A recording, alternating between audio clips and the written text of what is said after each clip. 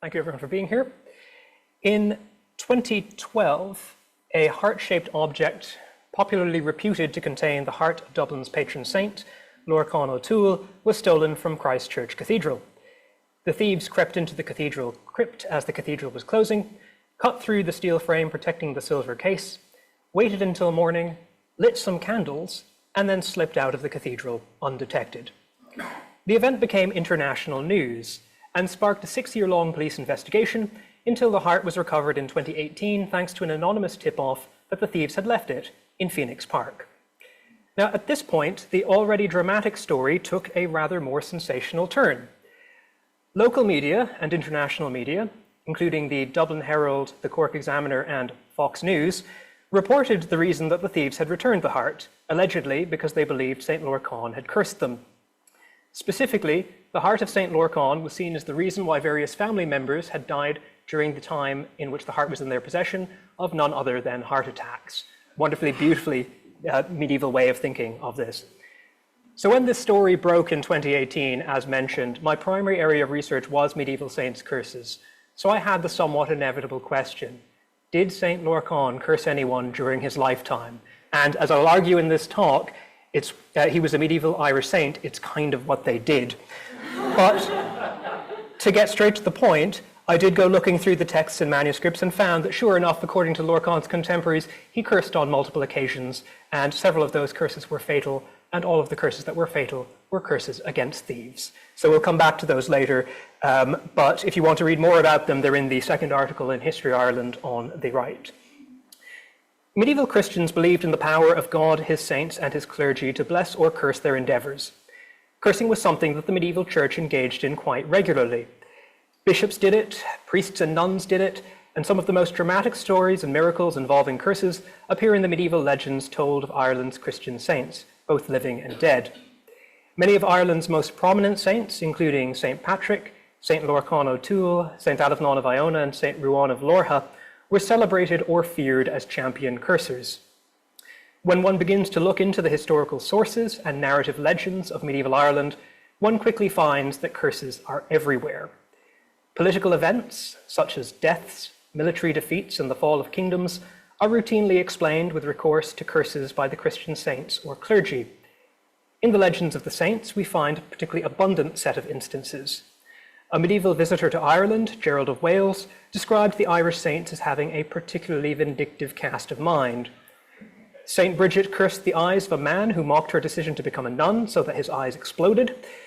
St. Ruan cursed the hill of Tara so that it brought down the entire monarchy of Ireland. St. Patrick cursed a family who stole a goat so that all their descendants would have goatees till the end of time. It's a genuine medieval curse right there. And in the 12th century, we even read that the entire clergy of the city of Armagh solemnly cursed a single English raider for having stolen a cooking pot. In other words, the imagination of medieval Ireland, if not the very air itself, rang loud with cursing. Now this raises some general questions. What do we mean when we refer to curses? Why did medieval Christians believe in the power of their saints and clergy to curse? How did such curses work? And what kinds of miraculous punishments did they believe that those curses could bring about? To what extent can we call these curses Celtic, that is, part of the unique cultural inheritance of Ireland and its Celtic neighbours, or to what extent might we see them as part of a shared cultural heritage of medieval Europe and of the wider Christian world? So today I'll be looking at the medieval Christian traditions of cursing and at the belief systems which supported them in medieval Ireland and Europe. I should make two general disclaimers at the outset. First, I have nothing to say about witches' curses. In historical terms, witches belong to a later period and are not really a phenomenon of the Middle Ages. The focus is very much on curses by saints and clergy. Second, I will have very little to say about pre-Christian or pagan Ireland. All the written sources that survive in manuscripts from the Middle Ages are Christian sources. They were written by Christian authors or copied by Christian scribes. While one may attempt to find kernels of pre-Christian practice in later Christian documents, the practices I will talk about today were widely accepted in the Middle Ages as being Christian. Their practitioners would have been surprised to hear them discussed in any other context than as Christian, and that degree of cultural intention is something that I will respect when defining the limits of my subject matter today. So, what do we mean by cursing? In modern English, the word curse has something of an ambiguity. It can refer to foul language or swearing, but it can also refer to curses of the more miraculous kind. What these have in common is that both express ill will or harm toward their intended target. When a modern curser might tell someone to go to hell, a medieval curser would literally intend that their target was going to go to hell and that their words would be something that would help bring that about. So before we begin, we should lay out some of the theory according to which medieval Christians thought of curses, how they conceived them, how they justified them, and how they thought that their words had power over the physical world. The first thing to observe is that blessing and cursing exist as a conceptual pair. And we can see this in the terms that are used in the very language itself. In Latin, the term for a blessing is benedictio, that is to speak well, while the term for a curse is maledictio, to speak evil. And these give us the English words benediction and malediction, as well as the Irish beannacht and malacht. Now the key point is that these are binary opposites. They are similar in form, but they are opposite in their intended effects. One prays for good things, the other prays for evil things. And we can see an example of this in the biblical book of Deuteronomy, the very same thinking in play. So Moses tells the Israelites, "See, today I am setting before you a blessing and a curse. A blessing if you obey the commandments of the Lord your God that I am giving you, but a curse if you disobey the commandments." So in other words, this is a binary thought system in which one is either under a state of blessing or under a state of curse. There is nothing in between. So how do these curses work? Now we tend to think of a curse as something like a magical spell that causes an immediate harm. Like a dart that is thrown at someone, the curse hits its target and causes its hurt immediately. Now, while some medieval authors would explicitly use the image of a lightning bolt in describing cursing, this is not generally the way that curses were understood in the Middle Ages. In the classical world, Christians and pagans alike believed that the world was a place inhabited by evil spirits who roamed freely and could cause physical harm. So the image I've used on this slide is an icon from the monastery of Mount Sinai in Egypt from the 12th century. It's the ladder of divine ascent. On the top right, you can see Christ enthroned in heaven, and all the saints and holy men climbing up the ladders trying to reach him at the very top. Down beneath them are darkened figures with wings and arrows, and those are demons trying to pull the saints and holy men off their ladders before they reach their way to heaven. So the idea is that in this path through Christian life that medieval Christians saw themselves as embarked upon, they were open to spiritual and physical attack by evil and demonic forces. In that setting, the idea of a blessing was as a kind of a shield, or as Lester K. Little has put it, a plexiglass, that would protect the individual from those evil spirits and from the physical and spiritual harms they might throw in their way. The curse, conversely, was something that stripped away those blessings, exposing someone to those potential harms. So by way of analogy, a curse isn't like a missile that is thrown at someone and hits them seconds later. It's more like your antivirus software expiring. It doesn't mean that your computer will get a virus immediately, but it means that you're more likely to get one at some point in the future. Now, the idea that cursing puts someone outside of the protective blessing of the church is something that, again, is explicitly signaled in the New Testament. So St. Paul, when writing to the Corinthians, describes cursing as something that delivers one to Satan for the destruction of the flesh. So it's very much about a binary opposition between two worlds, one of the angels and one of the evil spirits. Now, the question then is, how are these curses considered Christian? So these days, we tend not to think of curses as something that are Christian. And indeed, in his epistle to the Romans, St. Paul writes, "Bless them that persecute you, bless and curse not." Nonetheless, the Old Testament is filled with divine vengeance and with curses. The book of Deuteronomy and the book of Psalms probably give the richest examples, as we will see. But this is also true in the New Testament as well. So three very obvious examples that can be brought up. So probably the best known is Jesus cursing the fig tree. The story in the gospel is that Jesus encountered a fig tree that was barren and without fruit and cursed it. And then the next day, when the apostles came back, they noticed that it had miraculously withered and died. So if Jesus is able to curse, then in that case, it might be okay for other people to curse. There's also the case of Ananias and Sapphira, who were two of the earliest Christians described in the Acts of the Apostles. And their story was that they joined the Christian community, one of the requirements of which was giving all of one's possessions to be held in common, but they held a number of their possessions in secret.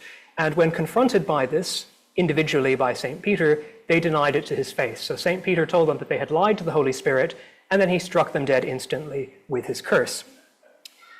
A third instance is St. Paul in the Epistle to Timothy, who goes off on a tangent about how Alexander the coppersmith has caused him some unspecified injury and how he's going to curse him because of this.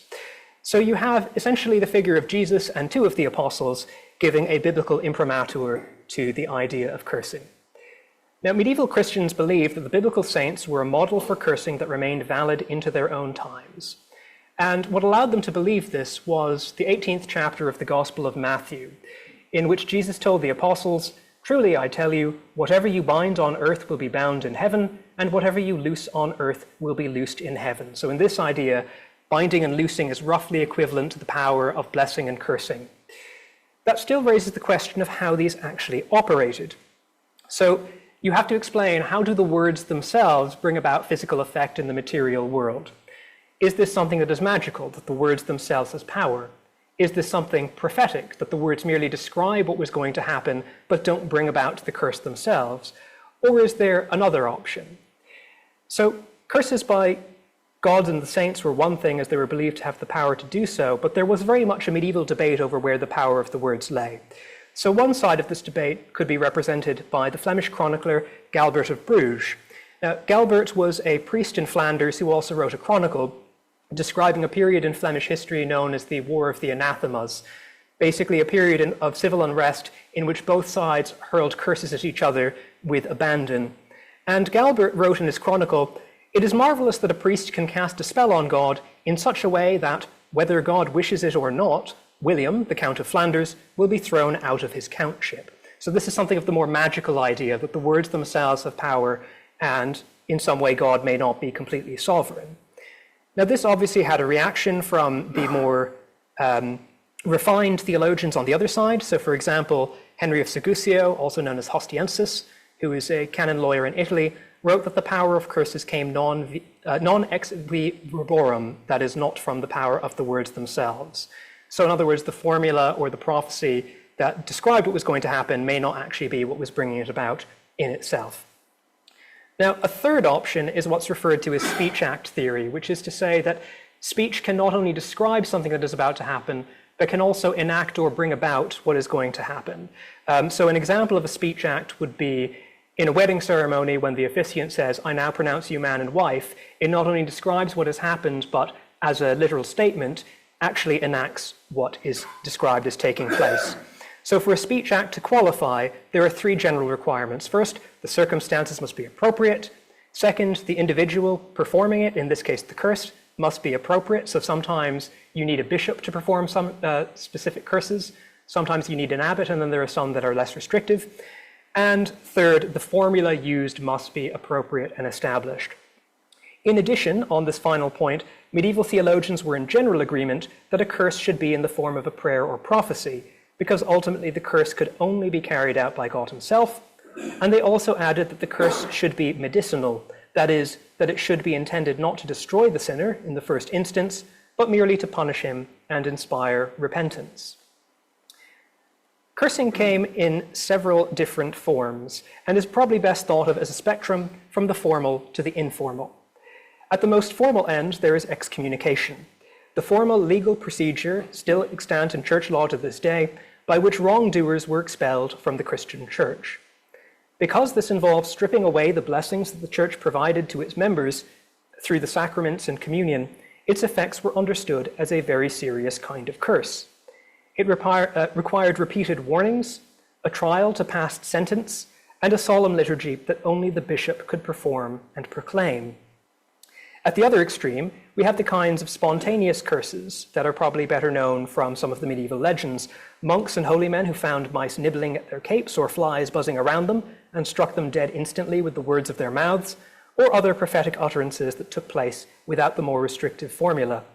In between these two extremes, there are less restrictive practices, the psalms of malediction, the ritual clamor, and the ritual humiliation, which I'll explain more later in this talk.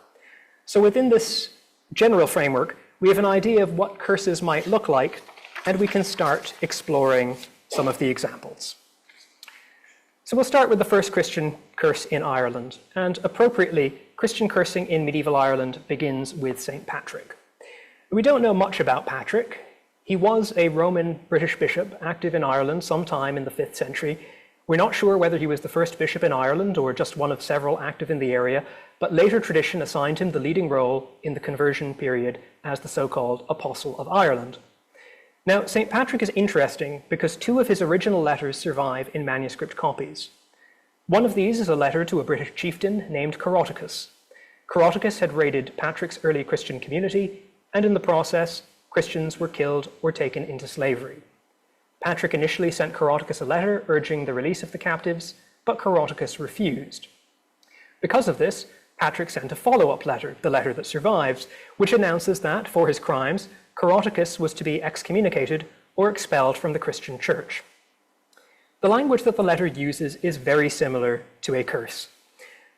So I quote here only some of the most dramatic parts of it.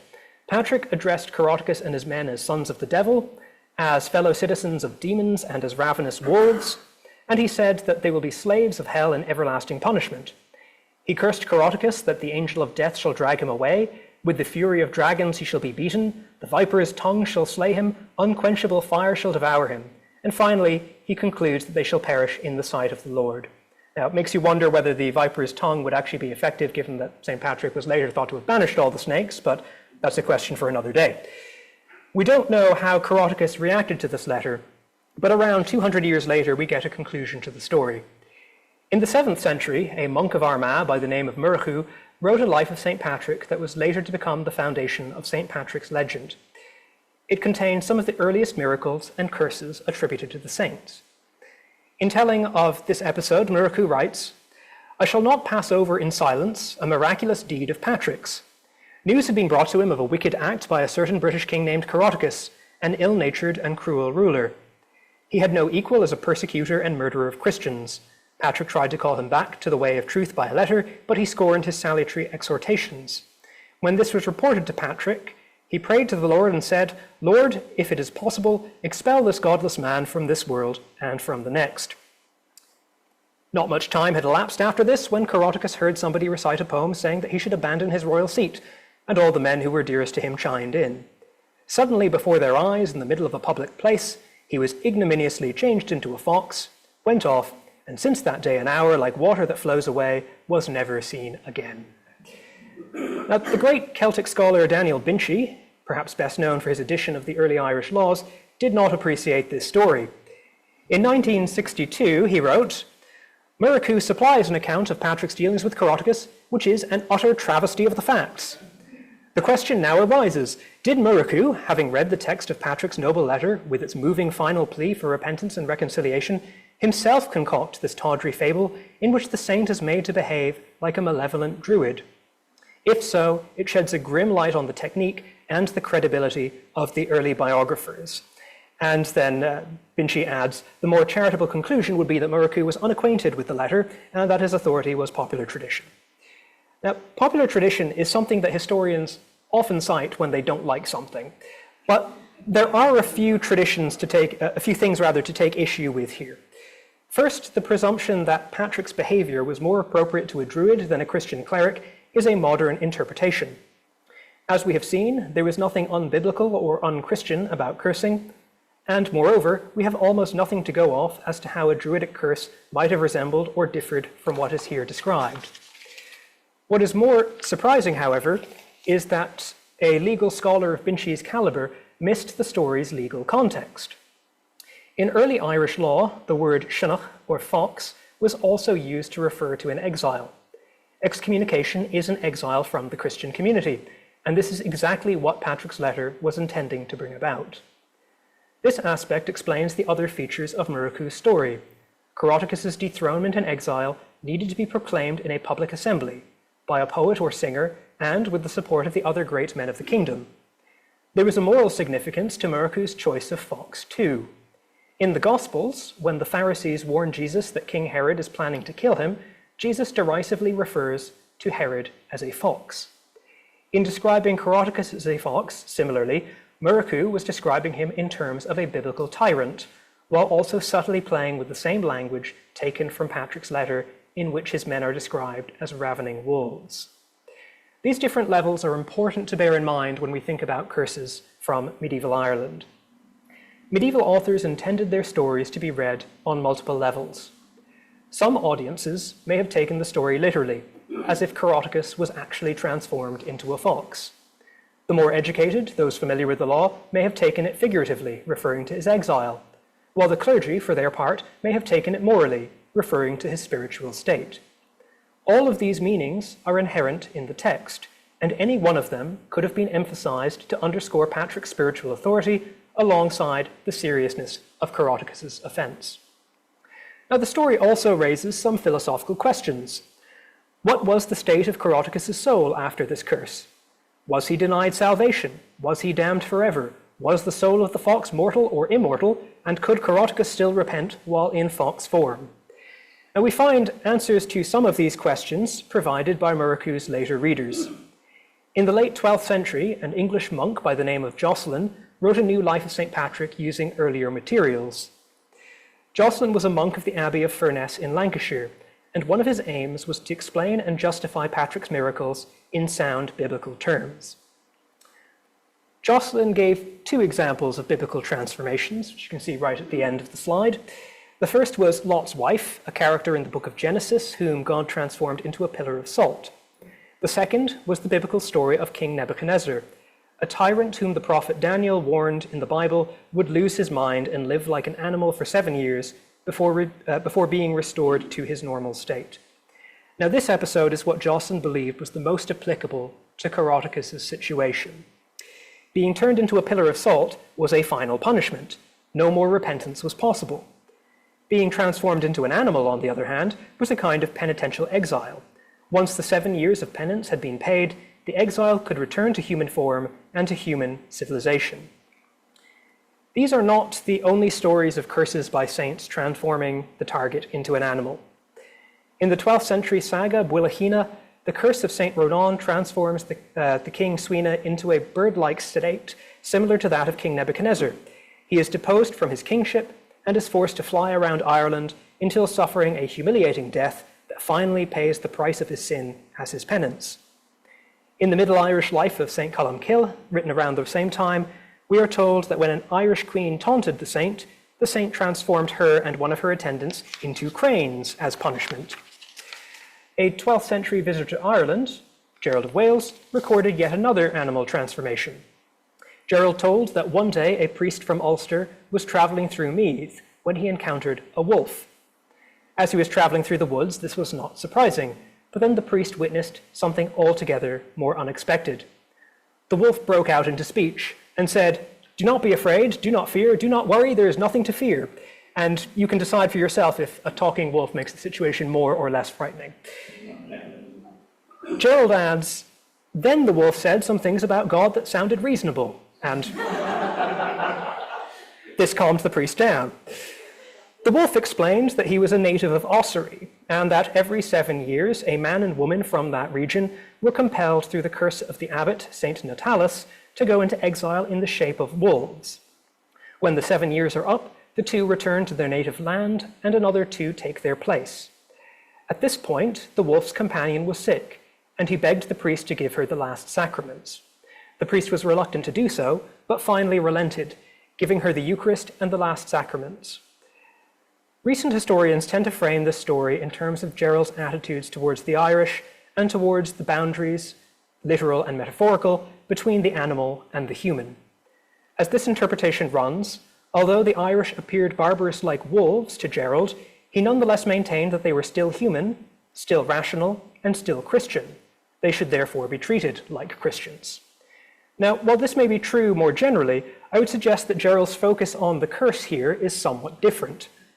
The priest's hesitation was not only in giving communion to a wolf, but in giving the sacrament of communion to a man and woman who had been excommunicated.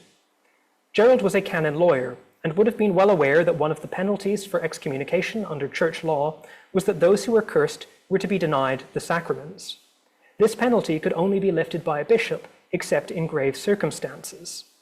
The fact that the woman was in danger of death, on top of the other strange circumstances of the story, explains why the priest ultimately relented, although Gerald notes it was more out of fear than out of reason. Gerald tells us, however, that the matter was not clearly settled 2 years later, when he, Gerald, was called upon to give a judgment to the local bishop as to how to deal with this priest. Now, this story reaffirms what we have seen earlier.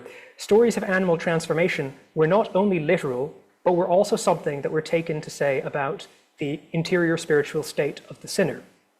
Now, these stories that I've just described take us into the 12th century, by which time St. Patrick was already considered the expert in cursing in Ireland, and only one of these curses involved an animal transformation. The most important Irish life of Patrick is the tripartite life, so called because it was written in 3 parts, which were intended to be read aloud over the 3 days each year on St. Patrick's Day. Now, this life contains no fewer than 50 curses by Patrick and offers an itinerary of the saint traveling around Ireland to its various kingdoms while blessing or cursing one royal dynasty after the next. The typical formula is that the saint encounters 2 royal rivals in each location, one of whom cooperates and receives Patrick's blessing, the other of whom resists and receives Patrick's curse. These stories were designed to explain 12th century political realities, why one royal dynasty had thrived and another declined, explained through Patrick's blessing or curse upon their royal ancestor. The stories were also used to explain natural features in the landscape. If anyone ever wondered why it rains so much in the Dacia in County Waterford, the tripartite life could tell them that it was because King Ferger of the Dacia kept Patrick waiting for a whole day in the rain. Because of this, Patrick cursed him so that it would always rain each time the people of the Dacia assembled. If anyone ever wondered why the river Suir in the same area is one of the finest rivers in the region for fish, but apparently not its tributaries, the tripartite life would tell them that it was because Patrick had cursed all the other streams after he had accidentally dropped his books in them and the local fishermen had been rude to him. No curse was too big or too small for St. Patrick. Patrick's power to curse came in part from his power as a bishop to excommunicate. By the 12th century, canon lawyers had distinguished 3 different grades of excommunication. The first was lesser excommunication, by which one would be denied access to the sacraments. The second was greater excommunication, where in addition, other Christians were banned from interacting with those who were under such a sentence. The third and final form is anathema, a sort of rhetorically enhanced form of greater excommunication, in which the sentence would list out all the divine punishments of vengeance that would likely befall the wrongdoer while under that sentence, should they fail to repent. Now, a good example of one of these excommunications with enhanced cursing effects is the Great Monition of Cursing issued by Gavin Dunbar, Archbishop of Glasgow, in 1525 against the Border Reivers in Scotland. So the Border Reivers were families that would cross the border from England to Scotland and vice versa, stealing cattle from one side and then retreating to the other when they were pursued by the law. As part of the Anglo-Scottish treaty that was signed in that year, Gavin Dunbar agreed with the English that he would excommunicate them. Now, the document he issued is in the Scots language, that is, it's not in a Celtic language or in Latin, but it runs for 1,476 words. The document is comprehensive. One section tells where the Border Reivers will be cursed. I curse their head and all the hairs of their head. I curse their face, their eyes, their mouth, their nose, their tongue, their teeth, their skull, their shoulders, their breast, their heart, their stomach, their back, their womb, their arms, their legs, their hands, their feet, and every part of their body, from the top of their head to the soles of their feet, before and behind, within and without. I curse them going, and I curse them riding. I curse them standing, and I curse them sitting. I curse them eating, I curse them drinking, I curse them walking, I curse them sleeping, I curse them rising, I curse them lying, I curse them at home, I curse them from the home, I curse them from within the house, I curse them without the house. I curse their wives, their children, and their servants who participate with them in their deeds. And just in case you think I've accidentally just cursed someone, you need a bishop for this to work. These are texts that are written by lawyers. They try to leave absolutely no loophole unthought of. This extends not only to the bodies of those who are cursed, but to their possessions. It continues, I worry their corn, their cattle, their wool, their sheep, their horse, their swine, their geese, their hens, and all their live goods. I worry their houses, their rooms, their kitchens, their stables, their barns, their bars, their barnyards, their cabbage patches, Their ploughs, their harrows, and the possessions and houses that are necessary for their sustenance and welfare, all the bad wishes and curses that ever got worldly creatures since the beginning of the world to this hour might light upon them. Then it goes into all the biblical examples that are going to be invoked. The malediction of God that lighted upon Lucifer and all of his fellows, that struck them from the high heaven to the deep hell, might light upon them. The fire and the sword that stopped Adam from the gates of paradise might stop them from the glory of heaven until they forbear and make amends. I'm not going to read all of these out. We'll be here all night. But skipping on somewhat, all the plagues that fell upon Pharaoh and his people of Egypt, their lands, corn and cattle, might fall upon them, their leases, rooms and buildings, corn and animals. The river Tweed and other rivers where they ride might drown them, as the Red Sea drowned King Pharaoh and his people of Egypt, pursuing God's people of Israel. So very much taking something biblical and placing it in a concrete local context. Speaking of local contexts, it is worth noting that in 2001, the city of Carlisle installed a stone, as you can see on the right, inscribed with around 300 words of the curse in its Millennium Gallery as a monument to its heritage. To honor the border reivers who had been cursed by this stone, it placed it at the end of a corridor which named the 80 border reiver families. Soon after, several local tragedies occurred. An outbreak of foot and mouth disease, a fire, floods, and job losses. Carlisle United was also relegated. The Bishop of Carlisle invited the Archbishop of Glasgow, again this was about 20 years ago, to visit the town and to bless the stone to lift its curse. The Archbishop refused. In 2005, a councillor ordered that the stone be destroyed, but the council declined. The stone remains, and presumably the curse as well. Now, the curse of Patrick and of Gavin Dunbar stemmed from their authority as bishop. But what happened when one was not a bishop? How did one curse in those instances? Now, in Ireland, there were a few options. One was the so-called Psalm Ishcania, the Psalms of Malediction or of Excommunications. The word Ishcan in Irish means curse, but etymologically it's derived from the Latin excommunicatio. So originally this would have been an excommunication, but became the more generalized term for a curse. Now these Psalms of Malediction refer to 20 of the Psalms in the 150 Psalms in the Bible that are so-called cursing Psalms. These detail in considerable detail the way in which the biblical psalmist wants his enemies to be cursed.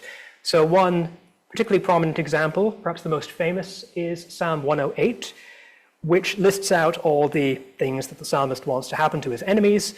The key point, I guess the most dramatic of them, is point 15, or verse 15. May they be before the Lord continually, and let the memory of them perish from the earth. But you can see how it otherwise doesn't hold back. Another example that was related to this, or another practice of cursing, was the truscid, a kind of legal fast that is sometimes referred to as coercive fasting.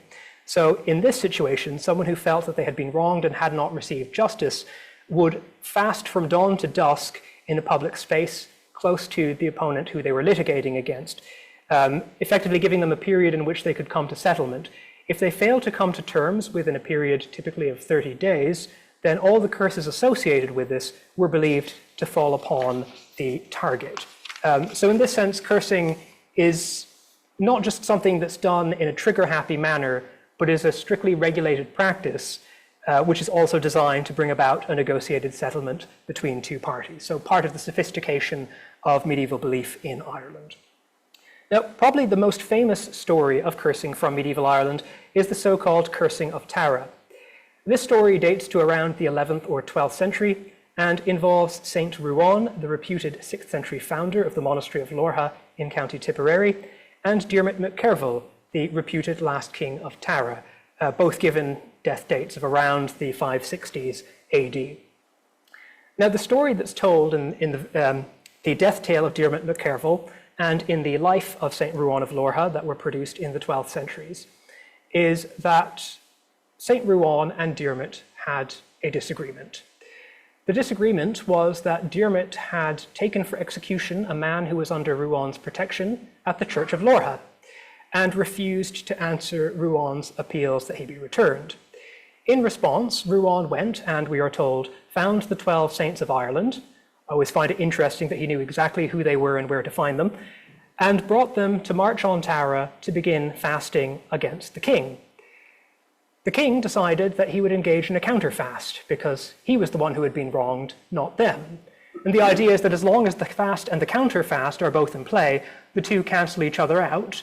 But if either blinks first without coming to a negotiated settlement, both curses fall on that person. So this is a game of chicken, in essence. Now, this went on, we're told, for an entire year. This is a Ramadan-style fast, again, dawn till dusk, so they're not going on to death or settlement. So this could last indefinitely. And the saints realized that they needed some way to break the deadlock. Now, at this point, there are different versions as to what happened next. One version, which I find less satisfactory, is that the saints told one of their servants to lie to Diarmaid because they couldn't lie themselves, and that he would go straight to heaven if he did it for them. So the servant went and told Diarmaid that they had broken their fast and he could sit down to his feast. A slightly more satisfying story is that the saints stood really far away from Diarmaid while pretending to eat, but actually dropped the food into their monastic habit. So the food was disappearing, and he assumed it was going into their mouths. So not quite a lie, but a constructed ambiguity. Now, when Diarmaid feasted, he then had a dream in which he saw his kingdom in ruins and realized exactly what had happened, so went out to the camp in the dead of night where the saints had located themselves and confronted Ruan. And eventually, this confrontation escalated into a rap battle-style cursing match between the king and saint on the hill of Tara, where each one said a line and the other one tried to outdo it. The story is that so many curses were hurled on that day that the Tara monarchy was destroyed and the hill of Tara was left desolate for centuries after. So, some examples of what was said on that day. Diarmaid says, Cid fil an tra, gurf si ced farci, milter inerin tartisi, agus demonig dot ochfil. That is, may your parish be the first destroyed in Ireland, Ruan, and may your monks abandon you. Ruan replies, Gurf skitliv kalav fordarikshu. May your reign deteriorate swiftly. It then goes on. Diarmaid says, your seat shall be vacant and pigs shall root up your cemetery. Ruan says, Tara shall be vacant and there shall not be a king's dwelling on it forevermore. And these go back and forth. What's interesting about them in a Christian context is that many of them are quotations from the Book of Psalms that have been rendered into Irish. So once again, these are Christian. Now, in the Latin version, we have possibly my favorite of all of these. So we're told that when Ruan first arrived in Tara, Diarmaid refused to rise from his throne to greet him. So when Ruan cursed him, one of the curses that he delivered in Latin may be roughly paraphrased as follows. When you die, may the thigh that you did not raise from your throne be the last part of your body to rot, so that a dung farmer can lift it with his shovel and throw it upon a dung heap, where it can sit there enthroned for all eternity. So you get some sense of it, sadly not quite as evocatively captured as in the Latin, but you can see the imagination that goes into these while also being dependent on these earlier sources. Now, these weren't limited to Ireland, of course. There is also a similar practice known as the ritual clamor. So a clamor is the Latin term for a cry. It's basically a cry for justice by the oppressed. So monks in the north of France who felt that they were oppressed by the local lord and wanted to appeal to a higher authority for justice couldn't go to the Lord's court because he was the one who was oppressing them. And in the 9th and 10th centuries, there was no higher authority because the Frankish Empire had effectively broken down. So what monks devised instead was a kind of ritual curse where they would gather the entire community around that area into their church and curse upon the wrongdoer in a very similar manner to what we've seen in the curse performed by Gavin Dunbar, Archbishop of Glasgow. An enhancement to this was a ritual known as humiliation, in which the monks would lie prostrate on the ground to show the ways in which they were suffering as a result of the injustice, and would also take down the statues of the saints from their place of honor and place those on the ground to show that the saints were also suffering with them in their injustice. And they would even take down the Eucharist from the tabernacle and place that on the ground to show how God had also been humiliated and suffered because of the injustice. And this works on multiple levels. On the social level, it's designed to threaten the wrongdoer into coming to terms but the ultimate spiritual sanction it's holding out is effectively trying to compel God into providing justice on their behalf. In other words, if the wrongdoer fails to come to terms, then God isn't going to tolerate his own ignominy forever. So an example of the ritual clamor being used in Ireland can be found in one of the lives of St. Lorcán Ó Tuathail. So in the earliest life that survives in its manuscript, I'm not quite sure why that's turned to the side, but anyway, we hear of an outlaw of royal birth who had killed the laity, robbed the clergy, and assaulted women in the area around Lorcán's Abbey. And the key passage runs as follows, so picking up from the final paragraph. When word of this reached Abbot Lorcán, he entered his church, struck with a restless sadness. Recalling the injury inflicted upon him and his friends, he implored God alone to be avenged for the injury. The holy man's prayer was heard on the third day, when God allowed the thief to be delivered into the hands of his enemies. Not daring to deprive a nobleman of life without the king's permission, they blinded him instead, but with his eyes plucked out, he immediately perished. So these stories raise the question of how unusual Ireland was. Gerald, as mentioned, emphasized the difference of the Irish. One of the reasons Gerald had for writing was to describe the wonders of Ireland, and those included the miraculous wonders of its saints' curses. On the other hand, Gerald was a churchman who was concerned about the potential excesses of the English conquest in Ireland, and the ways in which that might affect the church. Emphasizing the curses of Ireland's saints might be seen as a defensive measure. Gerald wanted to ensure that the Irish church was respected by its new secular rulers. In general, Ireland may not have been so different from the rest of Christian Europe. We have already seen how excommunication was universal to the Christian church, and we have also seen how the English monk Jocelyn was able to understand, explain, and justify the story of St. Patrick's curse using biblical stories that were common to Christians living in both England and Ireland. But there are further spontaneous curses that we might add. So one of these is a curse by St. Aelred of Rievaulx, a monk of Yorkshire at Rievaulx Abbey in the mid-12th century. We have a first-hand account by one of Aelred's monks of a visit to Rievaulx by a rather vituperative neighbouring abbot who began hurling insults and curses at his host. At the end of his visit, Aelred declined to give the visiting abbot the customary blessing, but instead cursed him, praying, "Sentiat quaesco quito iste fine malitiae suae," that his visitor would suffer an immediate end to his malice.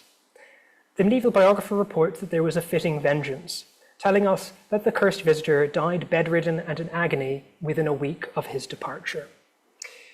It wasn't just England and Ireland either. There's a story of St. Bernard of Clairvaux, probably the most famous French saint of the 12th century, who was dedicating a church at Poitiers. And as he was dedicating the church, there were flies buzzing around him. Finally, breaking his patience, he burst out in the middle of the liturgy, "I excommunicate these flies." And when people returned to the church after the dedication had finished, they found all the flies were dead on the ground and had to be scooped up with shovels. And apparently this led to local folklore that the phrase, "those infernal flies of Poitiers," was used for generations after. In the south of England, we have the slightly more charming example of Wulfric of Hazelbury. So Wulfric was a holy man in Somerset who found one day that his clothes had been nibbled by mice and proclaimed, "I curse the mouse that did that." At that very moment, the mouse shot out of the wall and fell dead before him. Because Wulfric was a holy man, he repented. The point of the story was that cursing was a serious thing that was not to be undertaken lightly. There are also examples of curses that are much more spontaneous and extemporaneous, recorded by popes. So Pope Gregory the Great, who wrote his dialogues in 6th century Italy, includes quite a few picturesque stories of saints in Italy and the curses that they brought about. There is, for example, the story of the hermit Saint Florentius, who called down a lightning bolt to kill snakes surrounding his hermitage. So once again, Patrick isn't the only expert at getting rid of snakes. The story told that once the snakes had been struck by lightning from heaven, Saint Florentius, chancing his luck, then turned to God and said, "Well, that's great, but who's going to clear up these snakes?" At which point God sent eagles to clear up the snakes. So that's just one of those stories that Pope Gregory the Great thought that Italians needed to know about. But I'd say probably my favorite of all these stories comes from the same book, in which Pope Gregory the Great tells the story of St. Boniface of Ferentino, who lost his temper and faintly cursed a man playing cymbals with a monkey because it really annoyed him. And if you want to hear that story, we can save that for the Q&A. All of this brings us through a rich tradition of cursing that was not only Celtic, but European. Next year is the 500th anniversary of Gavin Dunbar's monition of cursing. It will also be the 800th anniversary of St. Lorcán Ó Tuathail being declared a saint. Their curses today are as strong as ever. Gur míle maith.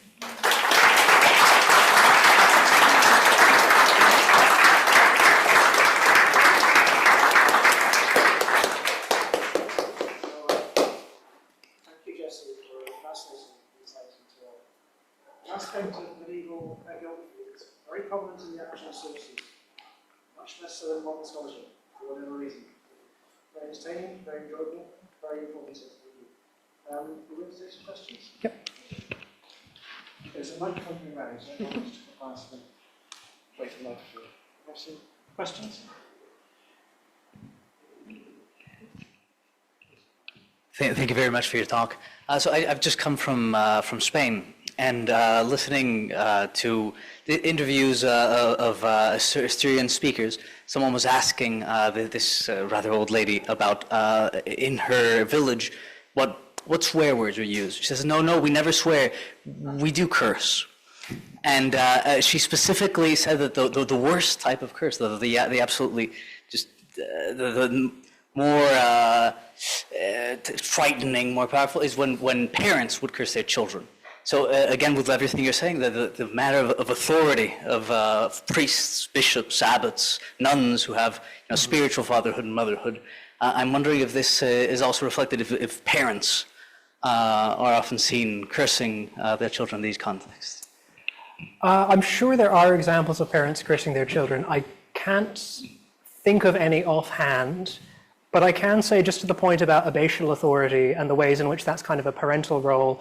So I mentioned that bishops are the only ones who are allowed to excommunicate. There's actually one way I can refine that slightly. Abbots can also excommunicate, but they can only excommunicate those who are members of their monastic community. So that's because they're in that position of authority and also parental spiritual authority. And so quite similar, I think, to what you're describing as well.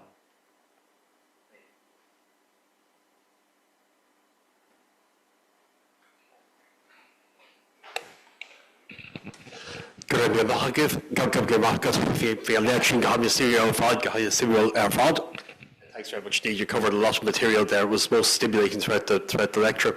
I just want to say, do you have anything to say about the importance of the shulach, the fox, and the machtira, the wolf, as I said, in comparative cursing between Celtic and other non-Celtic traditions as well, especially as the symbol of the machtira, the wolf, was such an important motif in some medieval Irish literature, and as I said, is curses associated with wolves, as I said, different to what you get in continental Europe in that regard, please? Yeah, so I should say that you don't really see many curses involving foxes in medieval Ireland. The example I've used from St. Patrick is kind of the exemplary example, and obviously gets reworked through several biographies, which is why we're able to see it being discussed so much. But as to how it relates to a broader European tradition of cursing, in the 12th century, the period in which Gerald is active, there is a werewolf tradition that is emerging in French vernacular literature, in which people are cursed and then have to travel in the form of wolves as well. I would say that Gerald is thinking partly in terms of this French tradition when he takes what he's describing from Ireland. So Gerald actually studied at university in Paris and possibly encountered many of these traditions while he was there. They're still close enough to each other as traditions at this time that they're able to see a direct mutual relatability between them. But I think Gerald is taking the bits that he's hearing that are in this kind of strange local context and also fitting them to the international literature and culture that he's familiar with, and knowing that that's what his audience are going to be familiar with as well. Because the English who came over to Ireland, whom he's writing for, would typically have spoken French as their first language, and that was their tradition. Thanks for that. Thanks for clarifying that. Anybody else?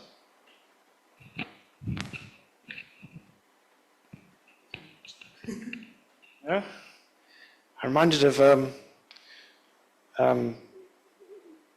Wales is another area where there's a rich tradition of cursing. I may have told you already about the anecdote in the life of the biography of Gerald of Wales. And one of the funniest anecdotes there is when Gerald is rowing with the neighbouring bishop of St Asaph over a church in Mid Wales called Kerry. And the bishop turns up to the church, and Gerald, who's the archdeacon of the next diocese, turns up to the church. And they're arguing in the churchyard over jurisdiction over this church, and they both excommunicate each other. And apparently when this story was told to the king, Henry II, and his courtiers, they all burst out laughing. I think it's interesting just kind of to follow up on that in Jocelyn's life of Patrick, which is written at the same time that Gerald tells this story, the King Coroticus is described as being from Wales. That's not in the earlier tradition, so far as I'm aware. It's something that Jocelyn has inserted, possibly with an awareness of these kinds of things that happen in Wales as well. Yes, indeed, yeah. Yes, there's a question.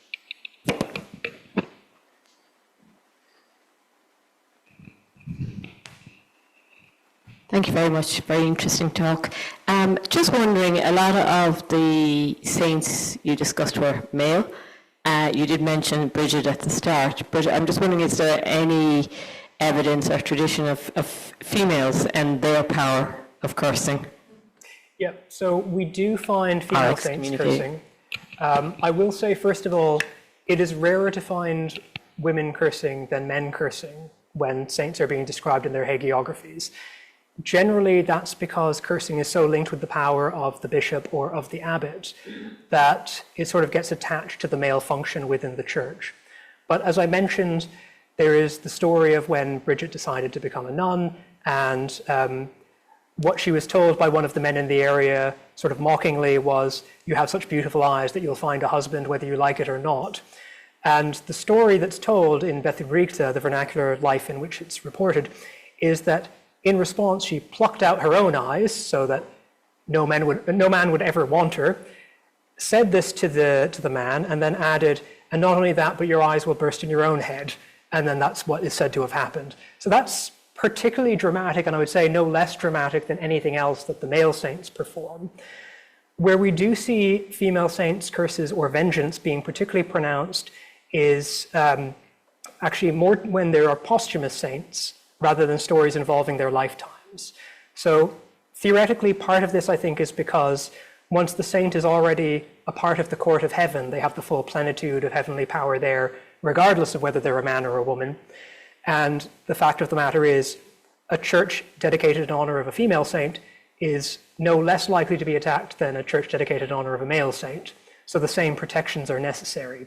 So we have many stories of, say, Viking raiders in England who violated church sanctuary in Ely, where the majority of saints enshrined there were female saints, and were then struck by various vengeances. Sometimes, the saint from the coffin would actually run them through with a pike.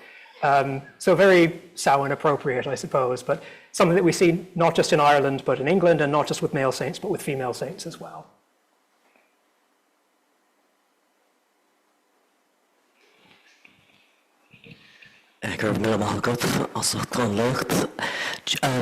During your talk, what struck me was I remember reading the Lorca of St. Patrick, which is called sometimes the breastplate of St. Patrick, but I think it's also called the wolf's cry. Deer's cry. The deer's cry of St. Patrick. And reading that prayer in Irish, it's got full of kind of references to Druchtli na Pogonti, the wicked laws of the pagans, and it seems like, he's got curses swirling around him the whole time, and he has to say this prayer to shield him from curses. Or that was kind of my kind of take of the tone of the prayer. The deer's cry, would that be, when you said the fox, I was just thinking, well, I've no idea why it's called the deer's cry, first of all, and would you have any comment on that prayer regarding the curses or blessings. I can answer all of that. So it's called the Deer's Cry, I believe, in reference to a story in the biography of St. Patrick in which he's trying to evade some of his persecutors. And the story is that he and his company travel in full sight of his persecutors, but when they look out, they just see a herd of deer going by. So there's an illusion by which they are not transformed into deer, but look like deer to their would-be captors. And I think that the breastplate is associated with the protection that allows them to do that. Now, in general, St. Patrick's breastplate, or the Deer's Cry, is an example of a specific type of prayer called a lorica. So we see other lorica prayers. I think there's one associated with Gildas, for example, who is a British or Welsh cleric of around the same period. In general, the tradition of lorica prayers owes its form and structure to biblical examples. So when St. Paul in one of the epistles talks about putting on the sword of truth and the armor of light, he very much describes all the ways in which he's going to be protected from harm, effectively putting on armor on everything that might be exposed. And what the lorica prayer is doing is exactly the same thing. It's detailing all the parts of the body that need to be protected, where they need to be protected, why they need to be protected. And that's a prayer of protection, but it also then sets the form for the curse. Because if a blessing protects you in all of these places, a curse needs to strip them all away in all the same places. And that's why you get this almost obsessive enumeration on both sides to make sure that there's no weak point in the armor that has been forgotten about.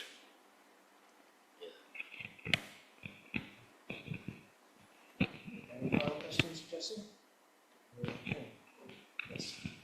Thanks a lot, really interesting presentation there. I was just wondering about some of the other saints and what sort of struck me if we look at maybe some of the saints of Cork of Ashcan or of Cork and Row, so the Beha Hanon, the life of St. Senan, or Beha Vicrehe, the life of Macrehy in West Clare. They're also quite replete with curses, but one thing which hasn't been discussed today is curses in association with things like bells and with croziers, etc. So it sort of brings to mind, I think it's a 14th century Middle Irish text, the miracles of St. Senan, and in that, St. Senan and his community on Inishkahig or in Scattery Island are fasting and sort of cursing Turlough O'Brien, who comes to the Tarman lands and rampages them. And they bring forward the bells and all the rest of the paraphernalia that the monastic community can bring to bear. And I wondered, there's quite a few examples of that. And maybe just as a side thought, also the curse, I think you referred to that Italian curse on the snakes. So there's a similar curse in the Beha Hanon, which is a curse, of course, of when St. Senan banishes the Cahach from Inishkahig. Obviously, Inishkahig named after the island of the Cahach, and at least in folklore in Clare, that monster, that serpent, is meant to have been chained, I think, to the bottom of Duloc in West Clare. So again, another curse. And also, of course, there's that more generalized curse, I think, which Senan has against women more generally, that no woman was to visit, yeah, that's right, and St. Amy maybe as well, but Conrad definitely, no female was to visit Inishkahig. And the one who does, I think, if I remember correctly, gets her last rites just on the sandbank, just before Inishkahig. So she passes away there in that liminal space, not quite on the island, but not off it. So, and that seems like a more generalized curse, which seems quite ironic, given his saint's day is the 8th of March, International Women's Day. But he has that kind of general curse against females. So wondering if there's anything in that you might want to comment on. There's a few things I can talk about there. So just the general point of standing curses, so generalized curses, ones that aren't done retroactively because of something that someone has done, but are actually done prospectively because of something that is prohibited. Those exist. So in a lot of medieval legal documents, particularly in charters, there are malediction clauses where they say, whoever steals this land or steals this book will be cursed, and here are the curses that will happen to them. Book curses were a generalized curse that were very popular up until the 18th century. In fact, the Vatican Library, even into the 18th century, had a big placard permanently displayed with the book curse for anyone who stole from the Vatican Library. One of the reasons why the collection has stayed intact for so long. So that idea of generalized curse or almost legislative curse is something that you can see conceptually quite easily. And them being generalized against women in particular monastic spaces can also be applied to other monastic sites in Ireland. So for example, I think in Tory Island, there are restrictions on men versus women in the cemeteries that are used in the parts of the island. If you look, for example, at the 10th century life of St. Adomnán of Iona, there's an episode that describes that. You're right that I didn't refer to the tools that are used for cursing. So bells and crosiers would be two very prominent ones. The crosier is the symbol of the bishop's authority and also is used by abbots. The bell, similarly, is a symbol of abbatial authority.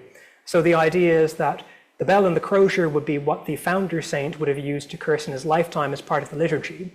In many of the stories that we read, we don't hear much about the actual rituals described in any detail because these are rituals that would have been familiar to people. So sometimes the narrative will just say, et maledixit, and he cursed, and not actually give any further detail beyond that. But you need to imagine bells being rung and candles being lit and extinguished. In the rite of excommunication, in the most serious version of it, all the candles are extinguished, inverted, and broken at the end of the ceremony, signifying the way in which the soul is going to be extinguished should they fail to come to terms as a result of the excommunication. So those kinds of tools are very much in play. Because they were used by the founder saint, they then become inherited by those communities and are believed to have been invested with similar power. So that's one of the reasons why the bell of a founder saint is one of its most important relics in medieval Ireland, because those were considered to be particularly effective tools for cursing that could almost make the saint present even after he had departed from this world.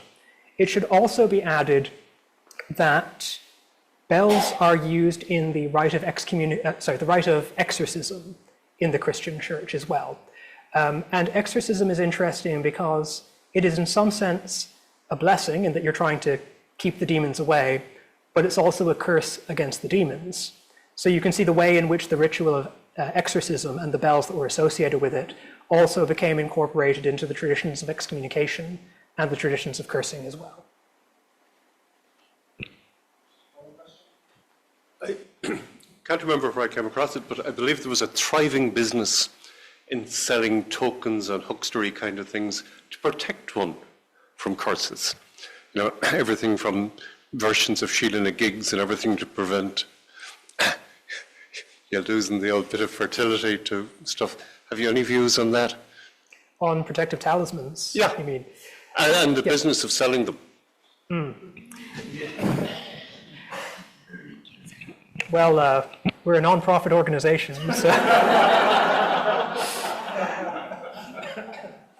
so generally, it's an interesting question because you do see that blurring of the boundaries between kind of what we would see as the purely religious protections and what we might see then as the more folkloric protections, the things that... Remember the ultimate guys selling indulgences and all sorts of stuff. They get the better seeking of virgin. Well, they had reliquaries, of course, that pilgrims would flock to seeking access to the divine and access to the saints that might be able to cure them, bless them, and in some cases curse their enemies as well. So it was very much about getting the best saint on your side, but not just the best saint, the best access to the saint, which very much meant the relics that were used as well. Okay, I think we'd better wrap things up, otherwise we'll be cursed by those who want to go home. Can I just thank Jesse for an extremely impressive lecture, full of information and full of entertainment. Thank you very much indeed.